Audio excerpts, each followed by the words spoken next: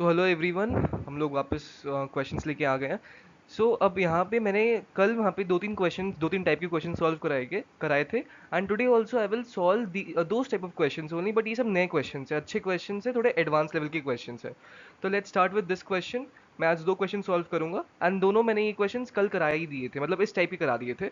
तो ये क्वेश्चन भी वैसे ही है, एक नया टाइप ऑफ क्वेश्चन जो मैंने कल कराया था लास्ट में।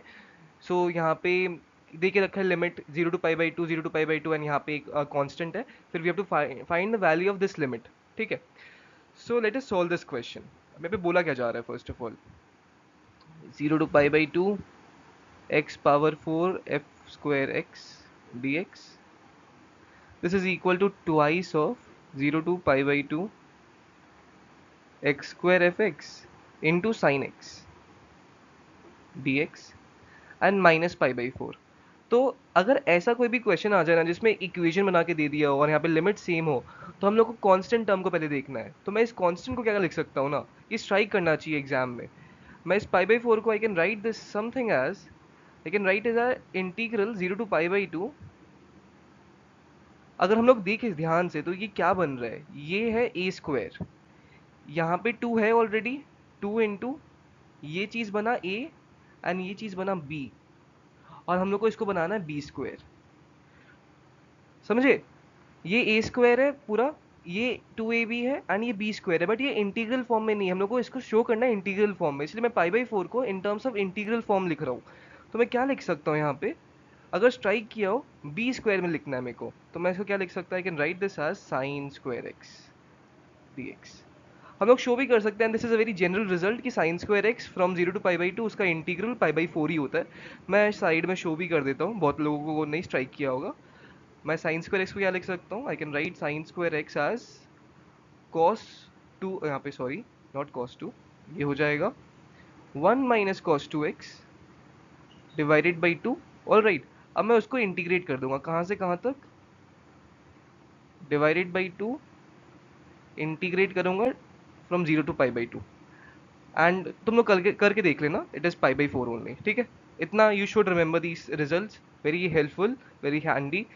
तो ये चीज ही की कॉन्सेप्ट था, मेन कॉन्सेप्ट जो था ना ये वाला था, बहुत लोगों को नहीं स्ट्राइक करेगा ये चीज। तो मैंने वो दो क्वेश्चंस कल कराए थे, और आज भी अगर ये क्वेश्चन तुमने कर लिया तो बहुत इजी हो जाएगा फिर। तो नेक्स्ट पेज में I am writing this. So further we can write this as, एकदम स्टार्टिंग से, तो integral integral from 0 to π/2 x⁴f²x dx, this is equal to integral, यहाँ पे π/2 वापस कर रहे हैं हम लोग, फिर यहाँ पे 2 x²f(x) sin x dx, and यहाँ पे -π/4 था, उसके बजाय मैं लिखूंगा 0 to π/2 sin² x dx। All right, so this is the main concept over here. अब from here what we can write, मैं सारे टर्म्स को, क्योंकि यहाँ पे लिमिट सेम है, यहाँ पे इंटीग्रल का लिमिट सेम है, इसीलिए मैं सभी को मर्ज कर सकता हूँ एक साथ। तो I can write over here as this -2 x²f(x) into sin x and plus sin²x। ये एक में आ गया। हम लोग इसको इंटीग्रेट करेंगे from 0 to π/2 into D X, and entire thing is equal to 0। अब ये 0 पे तो आ गया, अब यहाँ से हम लोग क्या लिख सकते हैं ना, मैंने ऑलरेडी बता दिया है, ये है a², ये है 2ab वाला टर्म, एंड ये है b²। तो बन गया perfect square. So I can write this as x²f(x) minus sine x का होल स्क्वायर dx। एंड अगर पॉजिटिव चीज का इंटीग्रल 0 आता है, इसका क्या मतलब होता है कि वो ही पॉजिटिव चीज 0 है। सो यहाँ से एक ही चीज आती है कि देयरफॉर, कोई और पेन यूज करता हूँ यहाँ पे, so I can write therefore x²f(x) minus sine X, ये 0 के बराबर है। एंड देयरफॉर हम लोग को f(x) निकालना था, तो f(x) क्या आ गया, साइन एक्स बाई x²। ठीक है, तो यहाँ से तो f(x) आ गया, बट हम लोग को पूछा था लिमिट का, हम लोग को पूछा था, क्या पूछा था, it was limit x tends to 0 x into f(3x) का वैल्यू क्या होने वाला है। तो हम लोग ने f(x) तो निकाल लिया, तो f(3x) भी निकाल लेंगे easily. So from here what I can right, so therefore f of 3x is what?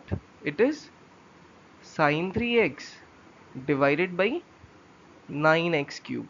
ठीक है, अब हम लोग ये लिमिट सॉल्व करते हैं। लिमिट तो बहुत ही सिंपल लग रहा है मेरे को, देख के ही समझ आ रहा है कि बहुत सिंपल है।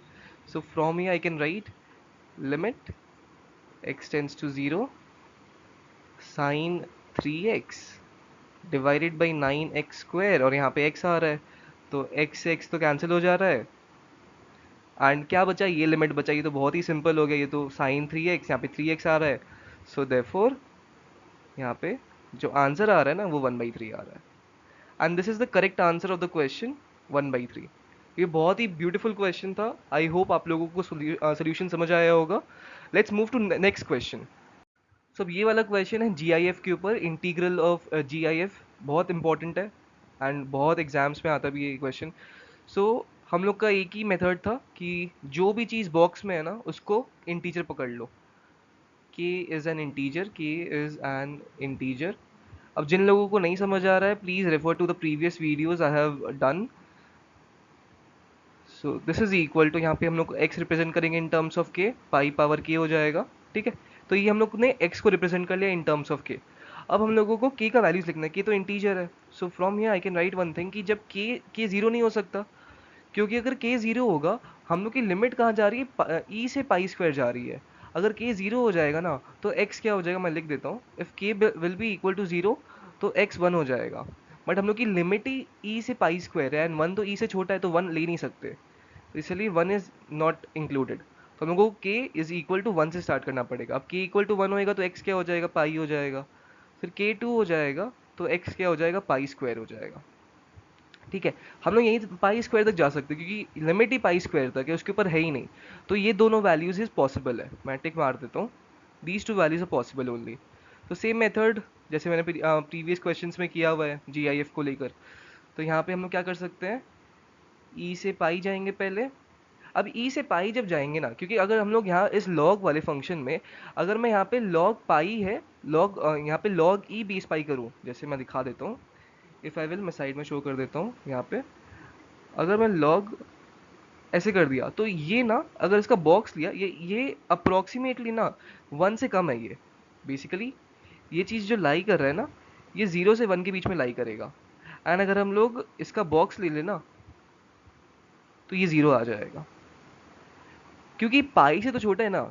हम लोग को पता है जो ई होता है नेपियर्स कांस्टेंट, वो तो पाई से छोटा होता है इसीलिए, और 1 से बड़ा होता है ई, इसीलिए ये 0 और 1 के बीच में लाई करेगा।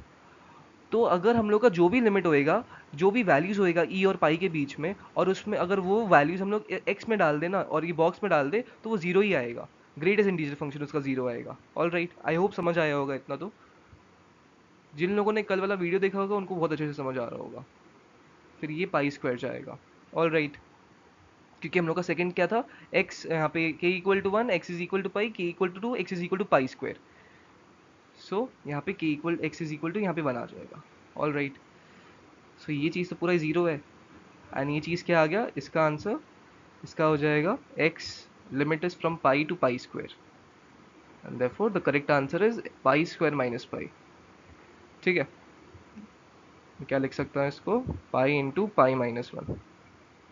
This is the correct answer,